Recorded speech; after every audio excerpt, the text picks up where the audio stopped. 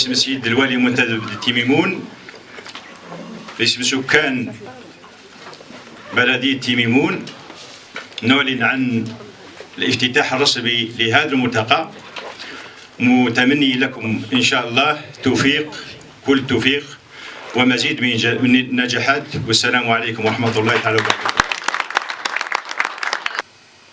Eh bien, ces événements-là nous ont quand même élevé le seuil de tolérance. On a l'impression qu'il y a plus d'agressivité et de violence dans le pays depuis ces quelques années. Alors il y a peut-être là deux remarques que je voudrais partager avec vous. La première concerne la transmission intergénérationnelle des violences subies.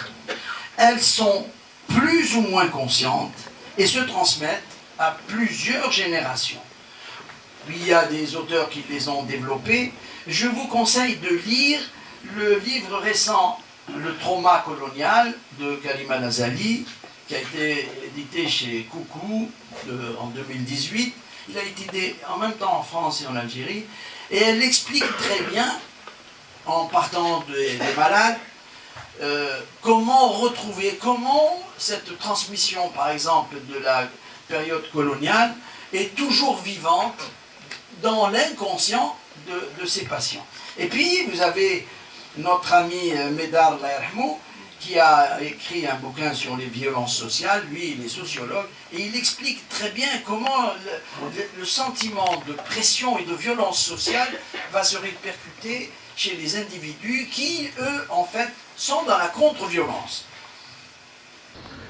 Déjà, on a commencé par faire, je m'en rappellerai toute ma vie, la première réunion avec les psychiatres, c'était en 2009, au sein d'un congrès, c'était le congrès franco-maghrébin par ailleurs, et ça a induit une grande polémique à l'époque, qui est tout à fait normale, avec une grande résistance au changement, avec la question qui se dit tout le temps, nous on n'arrive pas à traiter, pour pouvoir prévenir, nous allons voir que c'est pas, rien n'exclut l'autre, et peut-être prévenir permet déjà de traiter, si on tient compte de la particularité de la psychiatrie.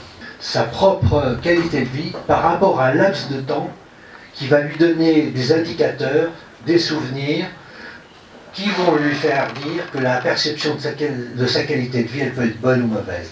C'est-à-dire pour certains sujets, ça va être les 3 dernières semaines, pour d'autres, ça va être peut-être la dernière année. Et c'est donc probablement dans le déterminisme de l'évaluation de la qualité de vie au moment présent. On voit bien qu'il y a plusieurs molécules qui sont d'une grande utilité avec des grades de recommandation très variables. Ce qui attire le plus l'attention, c'est l'olanzapine, qui semble, que ce soit en monothérapie ou en association, qui semble pouvoir couvrir la plupart des scénarios du traitement, que ce soit pour le traitement en aigu ou le traitement préventif. 2 autres molécules attirent l'attention aussi, c'est la ziprasidone et la lurazidone, qui ont prouvé leur efficacité pour le traitement des dépressions mixtes avec beaucoup moins d'effets secondaires. Disponibles, mais doivent être largement diffusés aux cliniciens. Je ne sais pas si les gens évaluent tout le temps l'essai négatif dans leur pratique, dans les différents services. L'association d'antipsychotiques, en particulier la fluvoxamine et la fluoxétine, pourraient être bénéfiques. Donc les autres produits, le NMDA associé au neuroleptique, la RTMS ou encore la DAH, l'hormone de croissance, offrent des perspectives intéressantes, mais bien sûr il faut des études supplémentaires. À ce jour, un seul antipsychotique qui est l'amisulpiride, qui reste le traitement le mieux étayé pour les symptômes négatifs de la schizophrénie, et je vous remercie.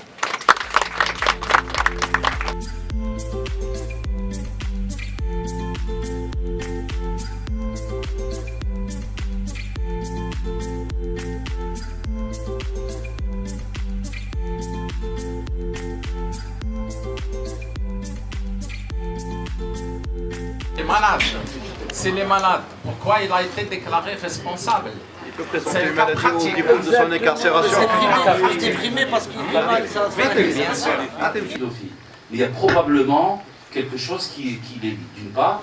Et d'autre part, bon, si actuellement on développe la recherche en matière de neurobiologie et de neuropsychologie... Est-ce que réellement c'est assez caractéristique d'une dépression? Et puis il le dit très très bien à travers le jugement clinique. Donc il y a trois aspects qu'il faut rentrer en considération. C'est l'intensité des symptômes, le jugement clinique et la durée, et le terme de durée. Parce que c'est toute la problématique justement de ces troubles de l'adaptation. Donc là, c'est l'étymologie du mot adjustment disorder ou trouble d'adaptation.